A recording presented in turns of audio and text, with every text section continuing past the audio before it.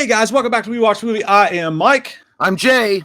And today we have a special guest on the show, Robert Zappia, who wrote Halloween H20. Not Frank Zappa, you silly geese. Not Frank Zappa. We can't communicate with the other side, but Robert Zappia. Oh, yes. We've got him. Speak for yourself, John. The first Halloween we both saw in movie theaters. And writer of the upcoming Pray for the Devil. What's up, Robert? How's it going, dude? Hey man. Good show, man. Mike and Jay. So let's go trick-or-treating. Let's go fucking drinking. Let's all go rent Pumpkinhead on VHS. Because Halloween never ends. Halloween never ends. Halloween never ends. Yeah.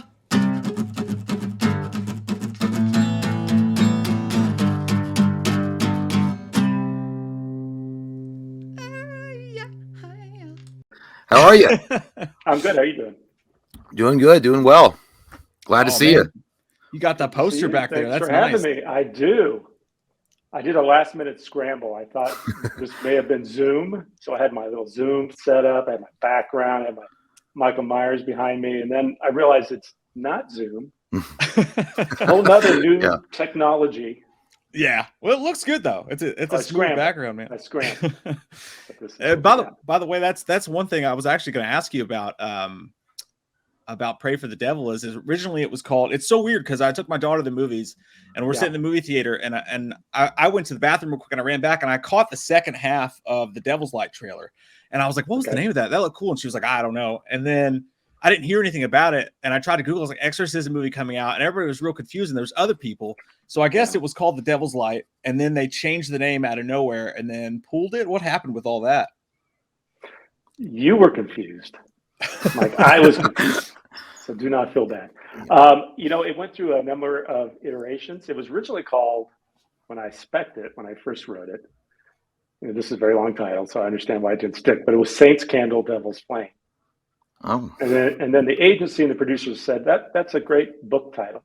Yeah. Very nice, but it's not a movie title. So let's shorten it to The Devil's Flame. So that's what it went out as originally, sold as The Devil's Flame. We're going with that. And then I believe it was marketing at Lionsgate said, feels a little dusty. I think that was the terminology. So they came up with The Devil's Light.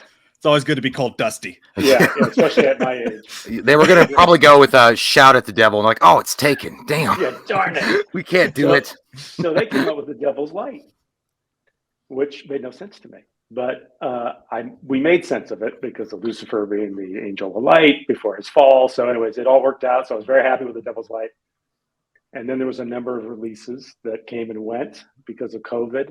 Mm-hmm. So we were supposed to come out in February, and then it was pushed again. And now, obviously we're coming out next month, knock on wood. So they felt like there was so much exposure and confusion, as you're saying, Mike, that they were going to start over with a clean slate. So we went with Pray for the Devil. That makes sense, actually. Yeah. I don't want to ever do that because that looked. No, I know. I was very happy when it was EY. Just want to clarify. Yeah. Yes, we're not doing any AY, praying for the devil. One of the main things I noticed when I was watching the trailer, by the way, it looks fantastic, no doubt. It looks really good, but it didn't strike me as just a straight up horror movie. It also had elements that when I was watching it, especially toward the end of the trailer, I got more of there's kind of like an action adventure type of thing or a feel to it, as and the horror is a part of it as well, of course, but it had this like unique mix. And I really liked that a lot. I thought it was pretty cool. Oh, thanks, Jay. Uh-huh. I'm really excited about it. Initially when I first wrote it and we were working with the producers, we were looking at a $5 million under budget, and it was just straight horror. So it had character work in it, but just, for a horror film, it had a decent amount of character work, but not a ton. And as it went through development with Lionsgate and Gold Circle, they really took to the characters and exploring the relationships. And I was the one that kept saying, hey, remember guys, it's a horror movie. Like, mm-hmm. We have to remember we're not just making a period drama or something, right? But it was refreshing because they did care about the characters and all that. So I do think while it is very scary, it also has other layers to it that I think will give it legs. I'm hoping that people respond to it and more than just it's going to be a fun ride, but they'll also have some emotional pull to it. Mm-hmm. We'll see. I've seen it. I'm very happy, which isn't always the case. So. Right. For what it's worth. It's like Jay said, man. I was really impressed with the trailer when I saw it. I was like, man, this looks. there's a lot in the trailer. Like, and I don't know how much is in the movie, but it was like there's definitely a lot of stuff happening in this.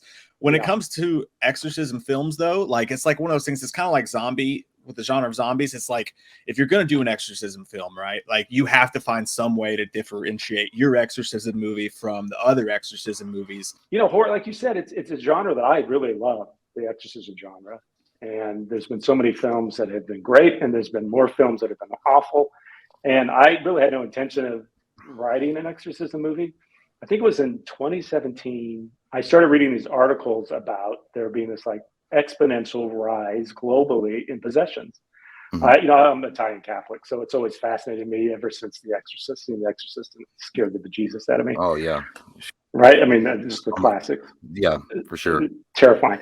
So that to me was interesting just on its own. So, and then they were saying there's a shortage of priests and they don't have enough people, enough clergy to perform these exorcisms. And there's this rise. So it started percolating in my mind, like, oh, that's an interesting area.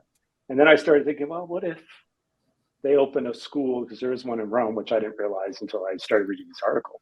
Yeah. What if they opened up one in the US? They started opening them up in different places around the globe. So that idea came to me around the same time.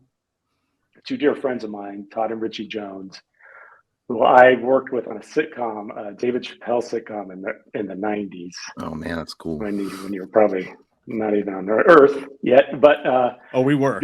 Okay, so you were very young. Yeah, you were very young. We were probably watching Half Baked at that moment. Probably were, yeah. This was pre-Half Baked. Okay. Oh, yeah, cool. Yeah, this was a show called Buddies. It was short-lived, but I met Todd and Richie on that. They were writers on that show, and we became fast friends and have remained so ever since, and always wanted to work together. And they stayed in comedy, writing comedy, and I did horror comedy, animation. Well, they came to me around the same time and said, we know a producer, Jessica Balafi, who worked for Blumhouse. Mm-hmm. She then went to Illumination, which is where they met her, Illumination Animation. And now she's going independent and wants to produce horror films. And we said, we know the guy. You know, do you have any horror ideas? So I was like, well, there's this one thing that's just been kind of in my mind about, you know, exorcism rise in schools. And we just started chatting about it. I remember it like it's yesterday. It was in my living room. It was Christmas. And we were talking about these. And we just got super excited about the prospect. And then we started talking about, well, who's the protagonist? What if it's this young priest? Yeah, and he's not a believer. And then I realized, well, that sounds a lot like The Rite, which was a really good exorcism movie. And then we started about, well, who's going to be in the school? Well, maybe there's nuns, and they're like nurses. And I'm like, well, wait a minute, what if this nun feels like she should be an exorcist? You know, it just kind of unfolded that way. So we all got very excited about it. I did like a 4-page treatment, and then I went off and wrote it. Like in 2 weeks, I got a hotel in Vegas, locked myself in a room after doing much research and talking to many clergy and things. But anyway, just wrote it. And avoided being possessed yourself as you were delving into this genre. Let me tell you something. I have it in my pocket now. This pocket rosary. Oh yeah, I would have that as well. I usually keep one on me if I watch the Exorcist movie ever again. I have an Armor of God challenge coin. Oh, you load it up. I just started buying. Wait, hold on. I have this. Oh my God. I have lots of Italian anthems. You got it, man. I have holy water. I have holy oil. I'm covered. But so basically, you heard the backstory of what happened when everybody was making The Exorcist, and you're like, I'm going to get ahead of this shit right now. Not this guy. You know, I thought, you know, it was so cool because I never thought about that, but it was such a unique angle is that nuns aren't allowed to perform exorcisms. And I was like, that's so crazy because I never actually put that together. And that's true. And as far as the school thing, I thought that was just made up for the movie, but it actually exists in Rome. And it's like a Jedi Academy. It's like Jedi for Jesus. It's absolutely right. Yeah. That's like, crazy. I compare it to like the Navy SEALs of the Catholic Church. Like they go in there and they take care of business. Yeah. And I was surprised to find out now it's like a 2-week program in Rome and they don't do hands-on. So we of course took that and extrapolated to it being more like a medical school where they actually have people come in and they're diagnosed. And right now the nuns can assist, you know, like a nurse would a doctor, but they're definitely not allowed to perform. So it's one of the few areas where that's the case, right? So they're fully capable of doing the job. She wants to do the job, but she's not allowed to do the job because of her gender. So it was really interesting to explore in all sides of the argument. And I think it makes for a compelling film. It does. It absolutely does for me. 2022. They need to get on that shit. You know what I'm saying? Like if you're shorthanded, Mike. It's it. Yeah. You know what I mean? Exactly. Like, at a certain point, like, I don't care if you're a kid. I don't care, what you are. Like if you're willing to go in there and battle a demon. Yeah, and especially if she's mad, like, and that demon hears that, like, he's gonna snap too and get out of there. Yeah, Like, right. It's like, no, I'm done. Like, yes, I'm not ma'am. Yeah, I'm done.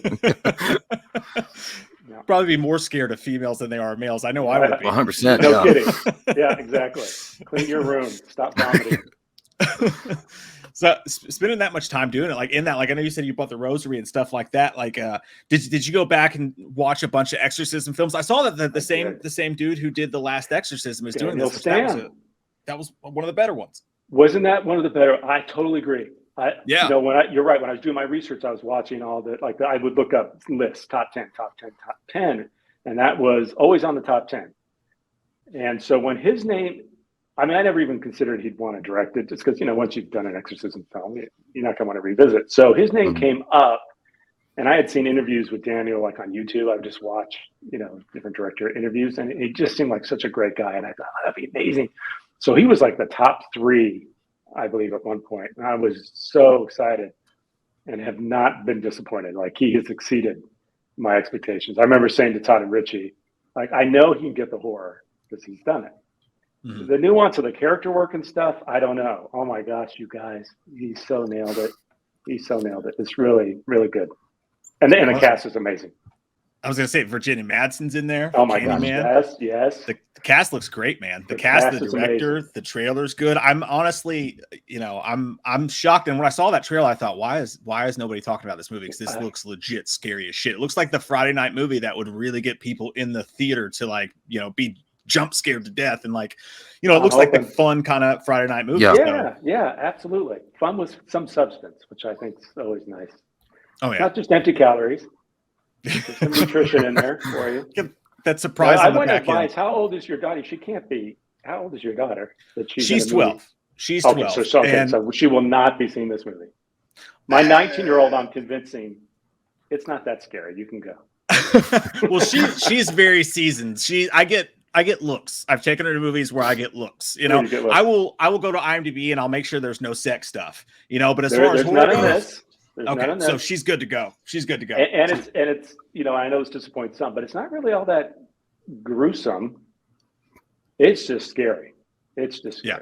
Psychologically, the atmosphere, the way it builds. It gets beneath your skin. Yeah. And that's always the best. That's always the best to me, because when there's an over reliance of gore or grotesque out scenes, most of the time you become like, okay, I've seen it. It's not really going to affect me, but it's the atmosphere build that really gets people, like for me anyway, when I like The Exorcist, for example, again, it's all about atmosphere, like that unnerving sense of dread.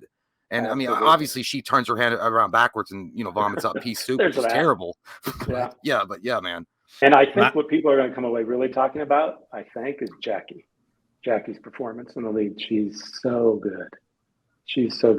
And in full disclosure, when her name was in the mix, and she was a top contender, I kind of looked at some things she'd done, and she was good, but she'd never carried a lead. And so I was like, okay, I trust, that they've seen something maybe that I haven't in an audition. Oh my gosh, she's so good. You'll see. And it's coming out October 28th. It's the perfect time, right? Really Halloween right in there. Sweet spot. Horror's killing it, man. Does it? That is a perfect lead-in. I thought it did. You opened up the storm 25 years ago. I ended this shit a long time ago. Hold on now. Who ended it first? Well, that actually is an interesting point, because I was going to say at the very, we're going to talk about H2O. Of course, let's talk about it. The ending of H2O, as far as you knew, was that going to be it, like the definitive end, and they were never going to have Busta Rhymes come back and kung fu it up? No, it was not. Boy, it's a long sordid tale. But basically, there was 2 camps. There was Mustafa Akkad, who absolutely, Michael Myers was his bread and butter. Yeah, and obviously continues to be, right, for the Akkads. And I don't think at the time there was the sensibility to parallel timelines that they do now. That wasn't something they did, where it's like, oh, we'll just take this. We'll this goes whole other direction. This never happened. I know we, in some ways, disregarded previous Halloween films, but not to the degree they do now. Mm. So there was the Mustafa Akkad camp, which is like absolutely not, and then there's the Dimension Weinstein camp, lovely people that were See, that one almost got by me, and I caught it right. I was waiting, Mike. I heard it. Yeah, I know. It's dry. People tell me my sense of humor is very dry. So very wholesome tribe over there, I imagine. Oh yeah, yeah. You want to bring the kids. Of course. Bring your kids to work day. You 100%. don't leave them alone with anybody. But the point is, there was a little court battle that happened over the ending, and so I was put on hold. And then they came back when Kevin pitched the idea that yes, this is how we can end it with the axe to the head. But really, this is how we would do Halloween 8. So once he pitched that to Mustafa, and Mustafa was happy knowing that, okay, and they got Jamie Lee to agree to do the first 10 minutes of the Busta Rhymes film. I think he felt good about, okay, well, we can do it. We can go ahead and end it that way. But previous to that, the Weinsteins wanted me to do 2 draft endings. Oh, yeah, okay. One where I wrote Mustafa's ending and gave it to Mustafa's like, here you go. And then one that I gave to Dimension that they were going to shoot. And that's when I said, no. Oh, yeah. No. Got me in trouble. But a little sneakiness going on. Yeah, there. I'm just like, you guys, yeah. I think my quote was, you're both adults. Why don't you get on the phone and work it out? And that didn't. Hell yeah. That wasn't met with hey, resounding cheer. Okay, Robert. Says Bob. That's crazy. I mean, you may have changed the course of Halloween history just by being a good person in that moment, though. You know what I mean? Being stuck, I don't know, maybe. It's just, I don't know. So I didn't realize that there was actually a court battle. I knew that they, and that was one of the questions I was going to ask you about. Like, what did you hear? Because there's always this running thing about, like, Mustafa's always said, you cannot kill Michael. Michael does not die. And I was going to ask you, like, what did you hear working on the movie? Mustafa saying that unwritten rule about he can never die, but I had no idea that there was an actual court battle over it. It's crazy. Yeah, they ended up going to court. I think I was put on hold at 3-4 months, if not more. Well, they worked it out. Dang. Because contractually, Dimension was solely the distributor. So creatively, they should have had no say. And Mustafa, Trancas International, was creative. So they were just giving them the rights to distribute. But, I understand it's a blurry line because you're asking Dimension to put up the money, right, for printed advertising and to get the film out there. Right. And you're dealing with very big personalities in Bob and Harvey. So it was bound to be a clash. But once they all agreed on what was happening, that was totally cool. But you didn't have to go to court yourself, though, or for anything like. See, that would be like, I'd be like, all right, because I ain't do nothing. I ain't do nothing. These powerhouses are going to go. I didn't do nothing. Yeah. But the thing that was unfortunate is the Weinsteins were, they were not happy with me, and then Mustafa didn't believe that I stood up the way I said I was. He's like, no, you did not say that. You did not. You were going to do this. I'm like, I know. I'm telling you the truth. He was such a great guy. He was such a great guy, and his son was amazing too as well. Even at the time, I think he was a student at SC, and he was a smart guy. So I can see how he's taken over the Myers empire. Isn't it crazy though? After you wrote H20 and the empire continues to expand and ever grow, it's unreal. I know. It's so amazing. And I'm telling you, that's Malik. I think that's him. Starting with the Rob Zombie connection. Yeah. And then even after that, then pivoting and going this other way. Look how well they do. I don't know that I would have thought to do it or thought that people would have continued to go along for the ride, but that shows how strong the love is for the franchise and the characters. That transition to horror, what was that like? And then did H20 just happen to come across your desk, or did you seek that out? Did you want that? It came across my desk in a sense. Well, basically, I started at Wind Dancer Productions, which was Matt Williams' company. He created Roseanne. He created Home Improvement. I was a writer's assistant. I just would relentlessly write these specs. They're terrible. Like a half hour show, guys, is 40 pages. Oh my God! I had him 75-page half hour. I quit. I quit at 7. A character dies. It was like the opus. And Matt was very gracious and would read them and give me notes. And one of the best things he told me to do, and this speaks to, like you're saying, the transition from comedy to horror, and it really does apply, is he says, you're writing setup, punchline, setup, punchline. He says, rewrite this exact script without any jokes. And I was like, what?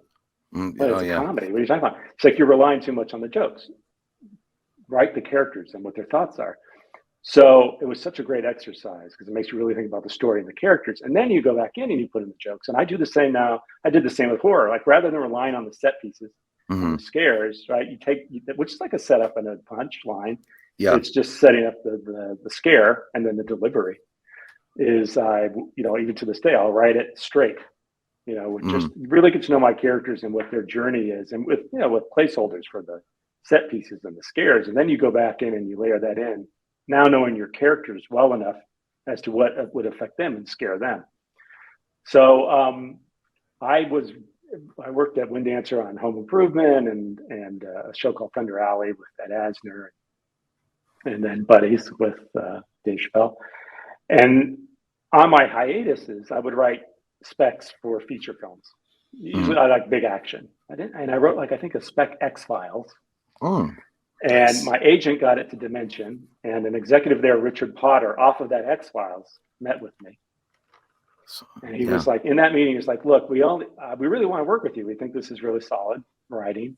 The only thing we have is like this direct-to-video movie, Halloween 7. Do you think you'd be interested?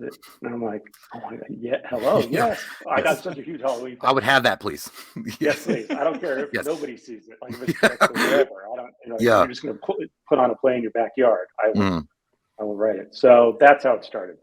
That's crazy, man. It's so cool, though. I had to pitch. It was not offered outright. I think there was 3 or 4 writers that then went in to pitch to Mustafa and Paul Freeman.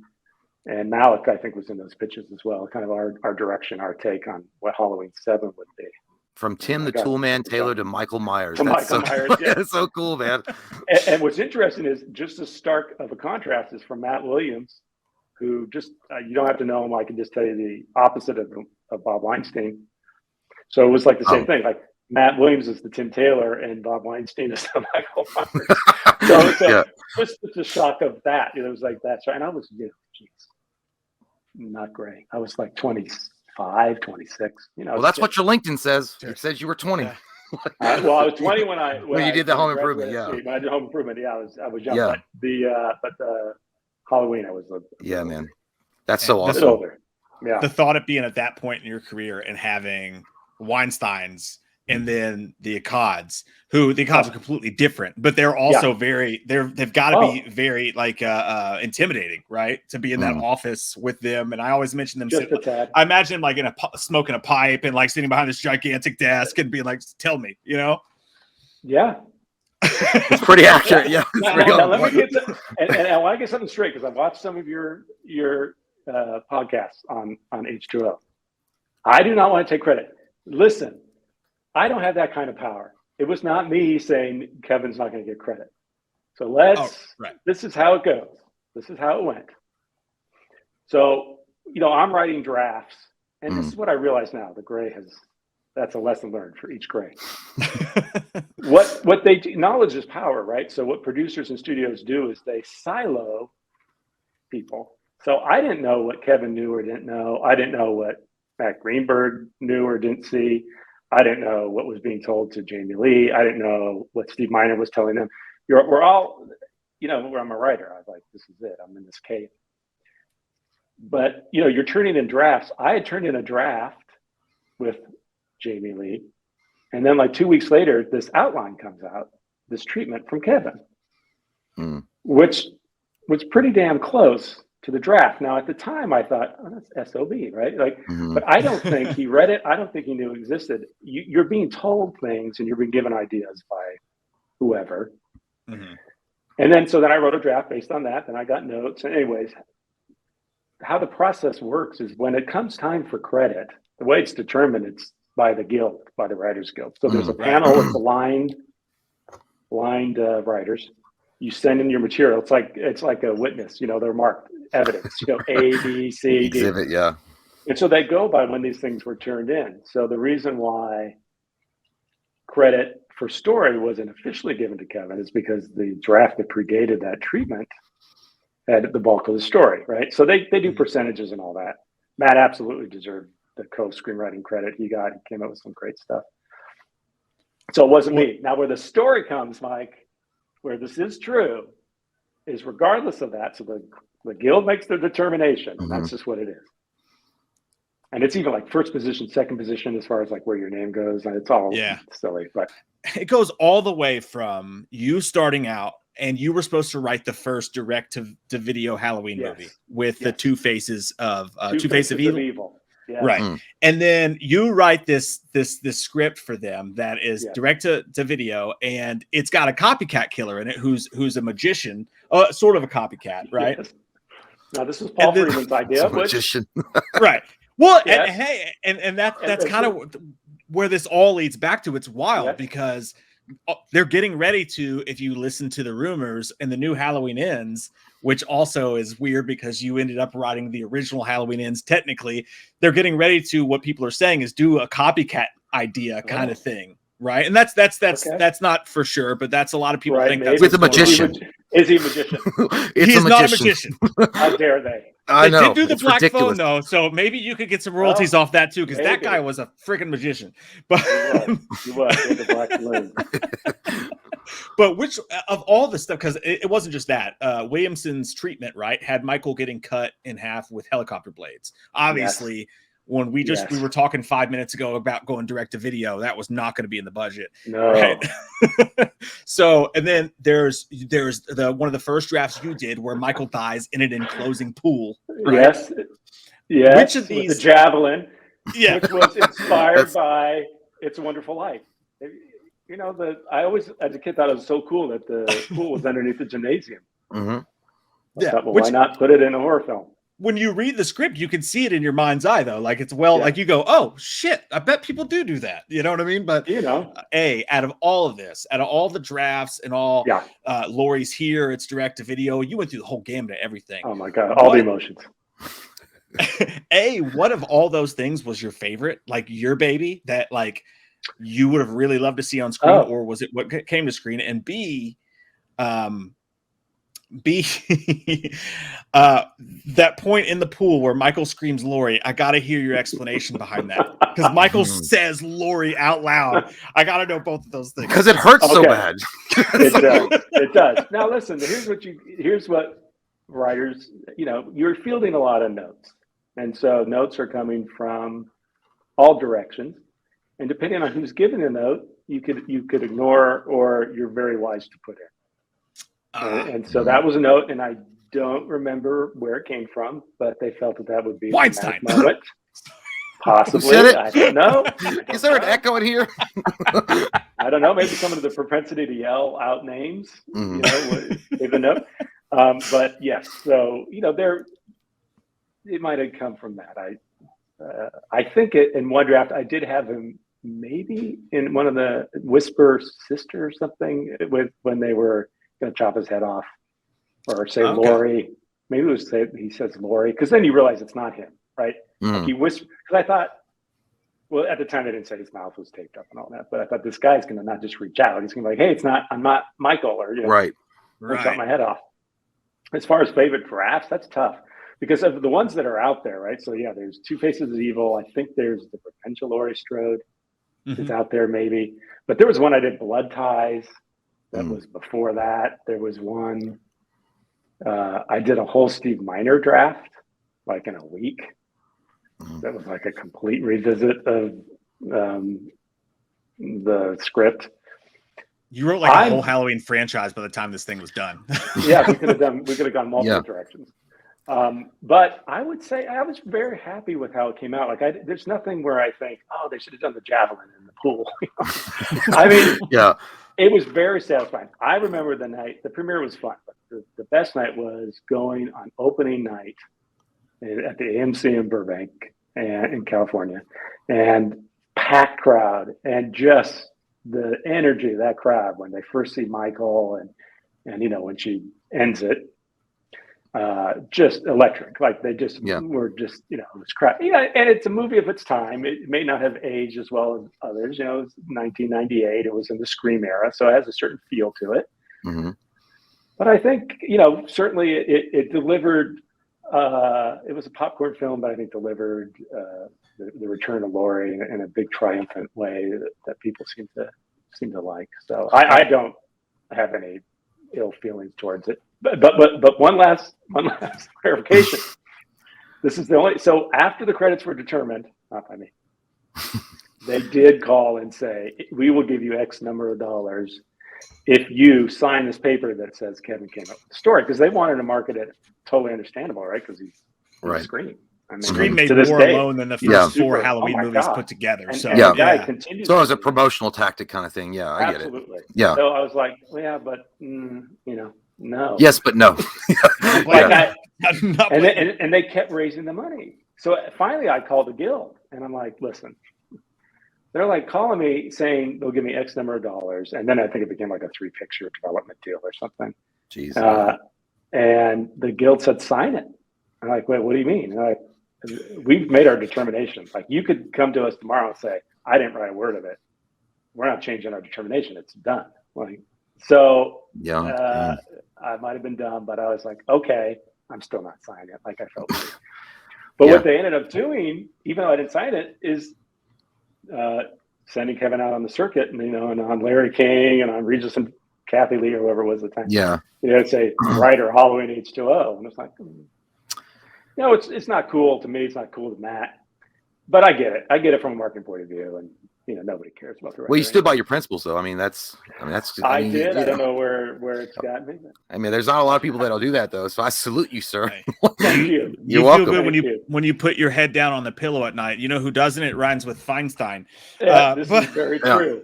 Well, I was going to ask. My son was like a year old, I think, and it was that exact thing. Looking at him like, hey, if I don't, how can I tell him to be, you know, on the up and up if I don't do it? Well done, man. You didn't want to be Metallica and write Inner Sandman and sell out. Exactly. I mean, come on. Of course, if I flash forward and put him through college, I might have made a different decision. It is true. 2020 is always so sweet. Like, I don't know. I mean, well, I was going to say, was there any kind of pushback though when you're drafting? I mean, I guess it was always the idea for it to take place in California. Yeah. Was there any kind of like hesitancy?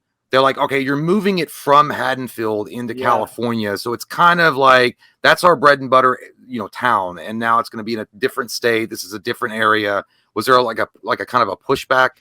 There really wasn't, and I don't know. I don't know if that was my take or theirs, but yeah, there was no pushback from Mustafa or Dimension. You know, that's cool though, because I mean, it lends it to the idea that it could be national, like the Michael Myers could move around, be mobile. Yeah, he might have not picked the best car around him. I don't know about that car, but yes, and you know, the fact that it would more than likely she would try and move as far away as possible. Mm-hmm. You know, from Haddonfield, she was trying to reestablish a new identity. Poor Michael got stuck with that. I was it "Don't tell mom the babysitter's dead" car, and drove it all. Drove it all the way. Like carpooled. I know. No air conditioning in a Volvo. No. I have to say, by the way, sorry. Go ahead. Your videos with Michael Myers, the spoof videos are hilarious. They're so much fun. Oh, thank you so much, man. Those are so fun to watch. That's great. That's just like Three Stooges slapstick moronic stuff. But it's so funny because, you know, it's just the thought, and it's that thing you don't think about, like, what's he do the other 364, right? Like, he's just waiting for Halloween, but the guy's got to live, right? He doesn't just go, he's not a bear. He doesn't go into hibernation. So it's fun to see him live out the rest of the holidays and the day-to-day. Yeah, we've made him kind of a stupid child, but at least maybe we can imagine in our brain that, like, on Halloween he flips a switch and he's like, "It's time." Exactly. You know, get that adrenaline rush. Yeah. I don't think we've ever shown him on Halloween. Well, maybe we have, but either way, you know, it's speaking of canon. Canon's a crazy word when it comes to this franchise. This whole thing, man, I feel like from what I've read and what I've researched about what you did and your ideas with this whole franchise, it seemed like to me, and you can correct me if I'm wrong, you this was a time before requels and before we were just like disregarding whole parts of franchises. Yeah, totally. It seems to me like when you were hired on, your idea was everything's canon. So I have to write within this framework of Halloween 6 and Halloween 5 and Halloween 4. And that was like your idea from the beginning until the very end, maybe around the very end, they were like, no, fuck all that. I know. People, it's true they did. Because, I mean, we had that scene in the classroom where someone's giving a report and they kind of go through the lore, and she gets so upset, Lori, that she runs out of the room. But they just ended up saying, you know what, it just overcomplicates it, and we're just gonna stop with. And to me, the tragedy that she kind of left her daughter behind. She thought by adopting her, she was safe, and then the fact that she ended up just putting her in the path of this killer would weigh even more heavily on her, which would lead to the alcoholism. Like, it all made sense to me. So. That's the worst part of her trauma. I mean, out of everything. Yeah. And then then it makes even more sense why you're so scared about losing the son you have, that you're like so overbearing, because you've already lost your daughter and you're trying to be protective, but they just opted to go the other direction. Well, I'm just really concerned that Josh Hartnett didn't want to comb his hair. LL Cool J was just slick that down a little bit, buddy. It did, yeah. But yeah, no, I agree. Yeah, like it like, and to work inside of that framework had to be like just like overwhelming in some regards, because you've got so much material that you've got to like somehow fit in like an hour and 40-minute movie. Yeah, and you're like, oh my God, how am I going to do this? Because you want to make the characters real and relatable and their struggles and all this stuff, and then you're just like, you've given me a Bible worth of things that I've got to make sure I try to squeeze in here. How much more stress do you want to give to my faith? Please. Yes, I would like to have more of that, please. Yes. I don't envy that at all, dude. Like, I mean, I love Halloween, and Mike loves Halloween, but I would not know where to start if they were like, all right, man, here you go do it. It was challenging.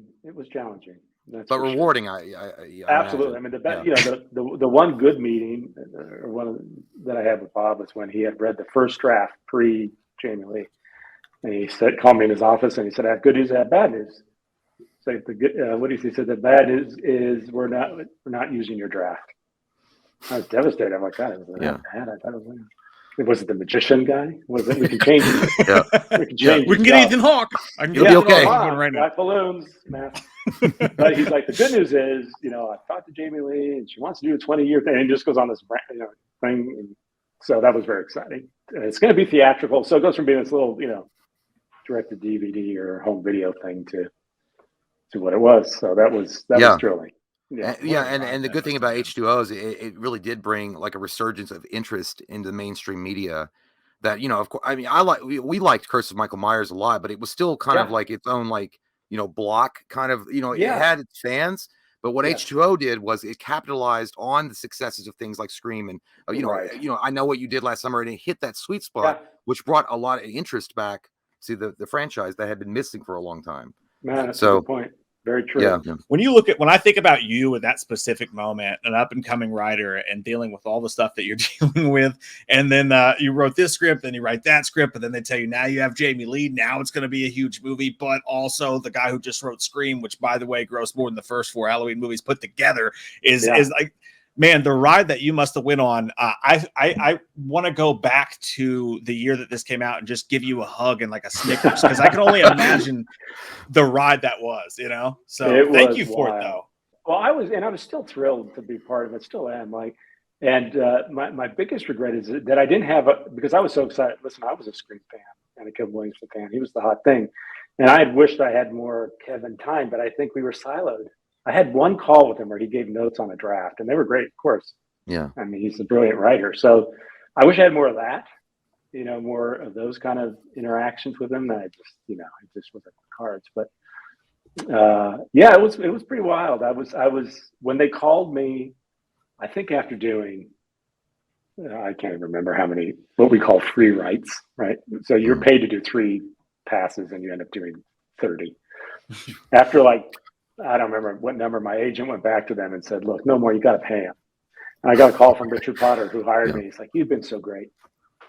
Thanks so much for your service. This is going to be good. But, we're done with you, basically, in a very nice way. Yeah. And it was actually a big sense of relief, right? Because after you do that many drafts and you've been through that many hands and that many people and you're getting that many notes, for me, it's hard to keep it straight and you become a little blurry eyed.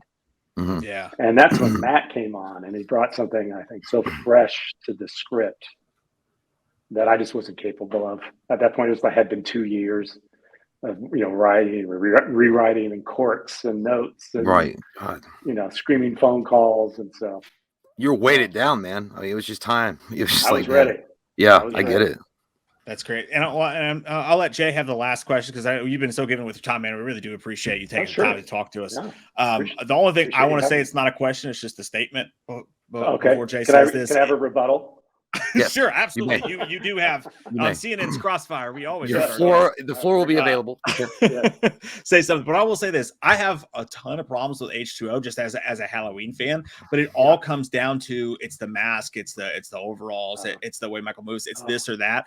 But when it comes down to the story and the way it was written and how Laurie at the beginning of this is dealing with this crazy PTSD and this rich backstory she has about she married this methadone addict and all the stuff going on with her and her son John, who's a very John Connor relationship, by the way, and the way she overcomes all of that. And then you can feel that even though they didn't recognize it, you could feel, I think, in the threads of it that it was written with the history of the franchise in mind. And I think that's probably thankful to you.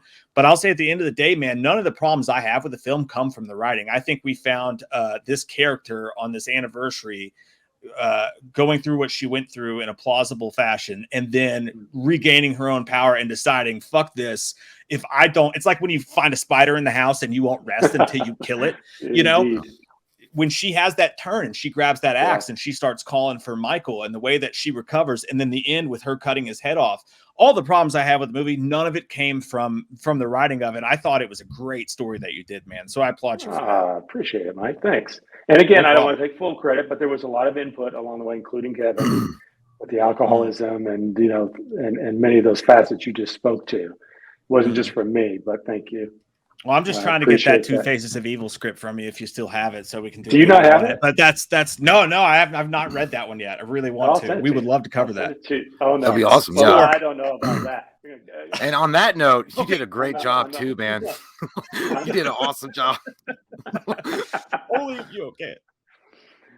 No, man, I don't really have any. I mean, you did a great job answering all the great questions, and you laid out a great framework from where you started and where you wound up, and all the cool stuff about it. I mean, all I really want to know is that for your new movie, can you please just try to get In Excess, The Devil Inside, just to have the soundtrack or just that song play at one point during the movie? It would be so cool. I know you can't, but I'm just saying it would be really cool. It may be too late for this one. But it might be too late. I might be too late. I'm just saying it would be. I was watching the trailer and I was like, oh my God. Because at the end of the trailer, I was like, if that In Excess song popped, oh my gosh, get out of here. Right. Jedi for Jesus. Right. Let's go.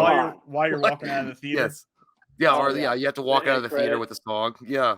See, I could take down a demon too. I'll bring a little Bluetooth speaker. Do it. But hey, man, you are such a wonderful guy, and you have been very giving with your time, as Mike mentioned, and it was so awesome to talk to you, man. It was really, I mean, you're a great dude.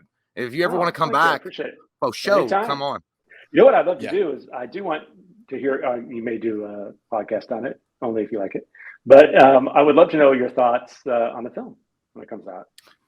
Absolutely, it's 100%. It's 100%. You could come after the film comes out. Would you, if you wanted to come back on and talk about it, because we could talk about spoilers and that's the true. thought process. Yeah, once you see it, we can talk about it because it wasn't as dramatic of a development process, but it did have drama mostly because of the the world pandemic and everything else. But it had its bumps, but it was really, really a pleasant experience, and I think it shows. I think the lack of drama behind the scenes, in an odd way, lends to the drama on the screen because it was all saved for there, and everybody's really working in tandem. I think it's an amazing group effort. So, whether people think so, we'll see. And I know we'll be in the theater for it. Guys, don't forget that Pray for the Devil comes out October 28th. And I beg you, and I'm probably going to show clips from the trailer at the beginning when we're introducing this, when we're starting it out.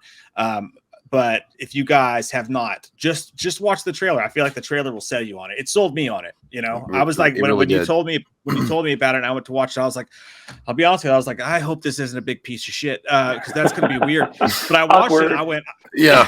I said, holy hell! I was like, that looks awesome. Why is nobody talking about this movie? So if you're watching this now, and this will come out the first week of October or so, check out that trailer. And I have a really good feeling about this movie, and that's not just because you're here; it's the truth, Jim. I call everybody Jim. I call everybody Robert. Jim. That's just what I say. As long as it's said with inflection. Yes. It means the most with the inflection of the voice. Hey, thanks again so much for your time, man. We really appreciate it. Can't wait to have you on again. That was some fascinating information you gave us, and it was a pleasure, man. Thanks a lot. Thanks, Robert. Thanks, guys. Thanks so much. Man. Halloween never ends. Suck my fucking dick, and I don't really care what Blumhouse fucking says. Put him in a box or suck a fucking cock. You can say he's dead, but we all know he's not. Yeah. So let's go trick-or-treating, let's go fucking drinking. Let's all go rent Pumpkinhead on VHS. Cause Halloween never ends, Halloween never ends, Halloween never ends, yeah.